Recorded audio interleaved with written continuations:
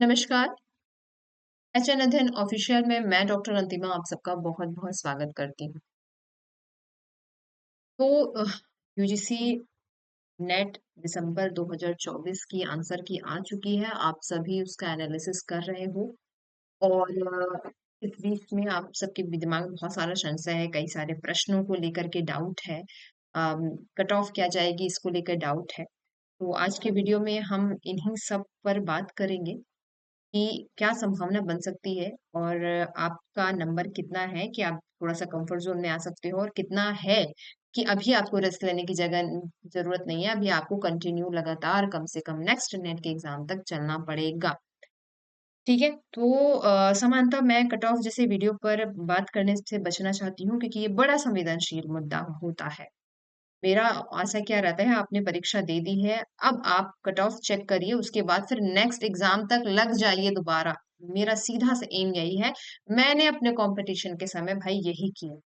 But चूँकि curiosity इतनी ज़्यादा है आप लोगों की, प्रश्न इतने ज़्यादा आ रहे हैं, उसमें कुछ जेन्युइन भी ब बातें हैं कि भाई आप लोगों को और भी सारे काम होते हैं, कई स और जो भी जगहों पे लगना होता है, उन सबको देखते हुए आज मैं कट ऑफ पे बात कर रही हूँ। कट ऑफ के लिए हम लोगों ने कुछ पुराने जो कट ऑफ है उनका भी एनालिसिस किया है और उसके साथ आप ही सभी के जितने नंबर आप लोगों ने मुझे बताए हैं, आप सबके जितने एनालिसिस हैं, उन सब के आकलन के आधार पर एक हम कह सकते हैं मोटा-मोटी जो है वो एक वाइड रेंज की बात करेंगे इस वीडियो में कि कितना नंबर हो कि आप जो है थोड़ा-सा कंफर्ट ज़ोन में आ सकते हैं। कंफर्ट ज़ोन तो खैर विद्यार्थी के लिए कहीं नहीं होता है, थोड़ा-सा सेफ ज़ोन में आ सकते हैं। ठीक है? इन सब को लेकर के आज मैं इस वीडियो में बात करूँगी। सारे बच्चों का प्रश्न ये भी था कि मैम पेपर जो था वो बहुत ईज़ी लेवल का पूछा था। ठीक है? और या फिर इसलिए मेरिट काफ़ी हाई जाएगी तो क्या?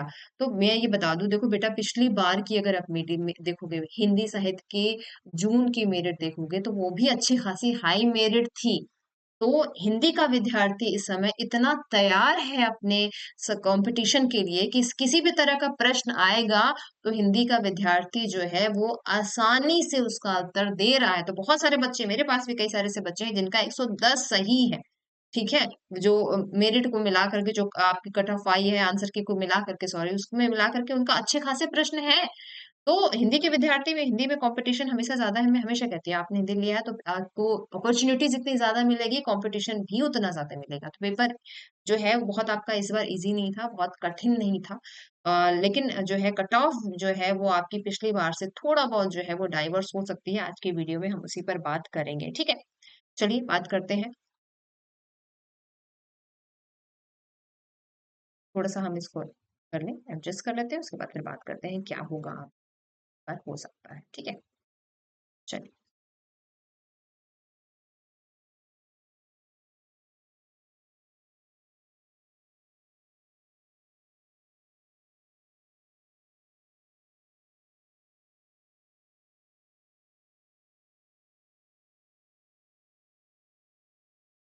चलिए, तो बात कर रहे हैं हम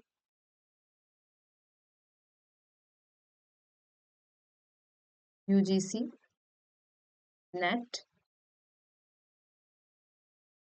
दिसंबर 2024 की, ठीक है? आपका विषय है हिंदी साहित्य, ठीक है? तो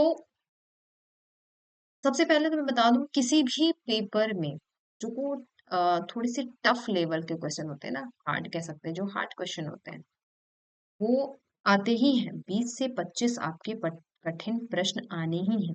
उसी तरह आपके कुछ आसान प्रश्नों की बात करूँ तो 30 से 35 प्रश्न ऐसे होते हैं जो बहुत आसान होते हैं।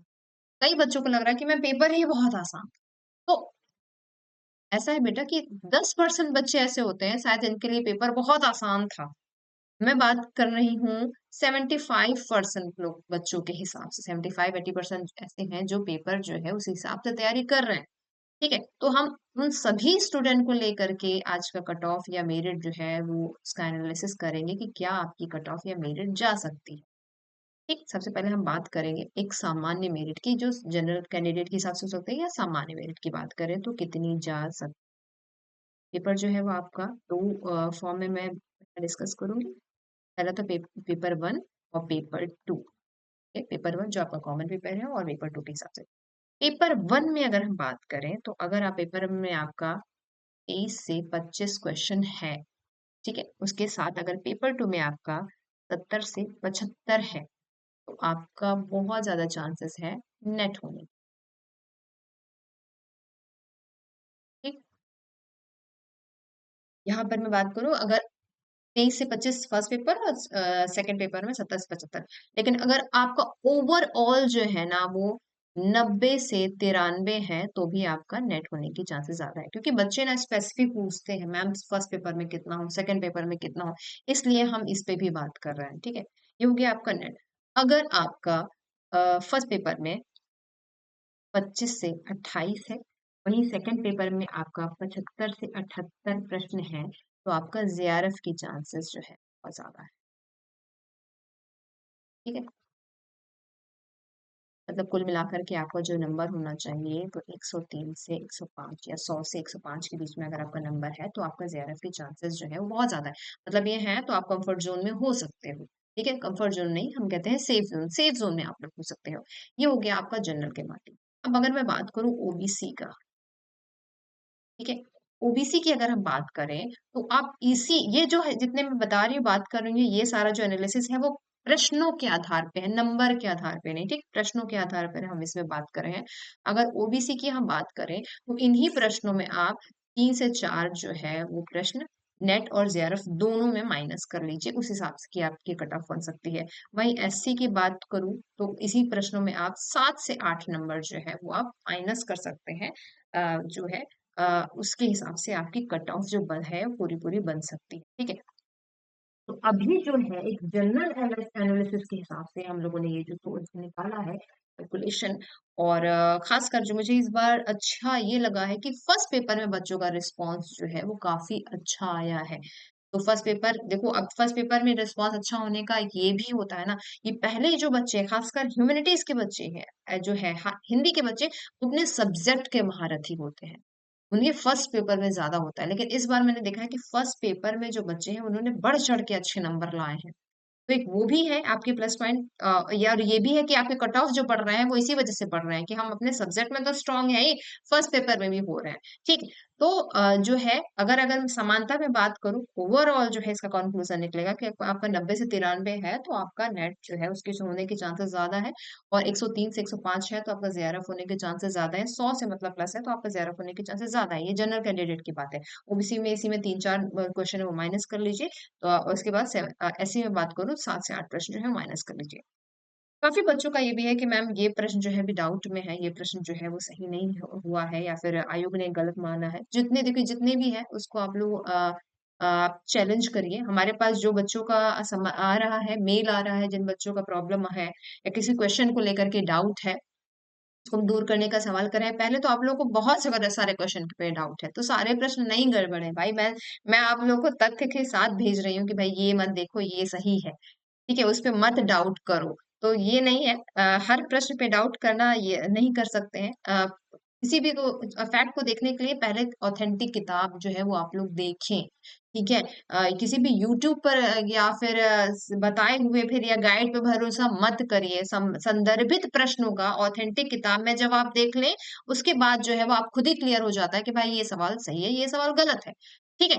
तो पेपर जो है उस हिसाब से उठा है। पेपर के प्रश्न लास्ट बार भी हमने किया था, देखिए पेपर जो है वो आपका बहुत इस तरह के प्रश्न पूछे गए हैं अगर आप देख रहे हैं तो, ठीक है? समानतः इस तरह के जो प्रश्न पूछे गए हैं, इन सारे प्रश्नों पे डाउट नहीं होना चाहिए, लेकिन बच्चों को इस तरह के भी प्रश्नों पर डाउट है, ठीक है? देख सकते हैं।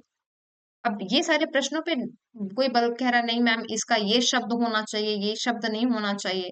देखिए ये सारे प्रश्न जो है ये तो रटे रटाए हैं, हम लोगों ने कितनी बार किया है अपने जो है प्रश्न, ये सारे बहुत आसान तरीके के प्रश्न हैं। एक एकांत जो है बच्चों को उसमें भी डाउट हो रहा है कि ये जो है नहीं होना चाहिए,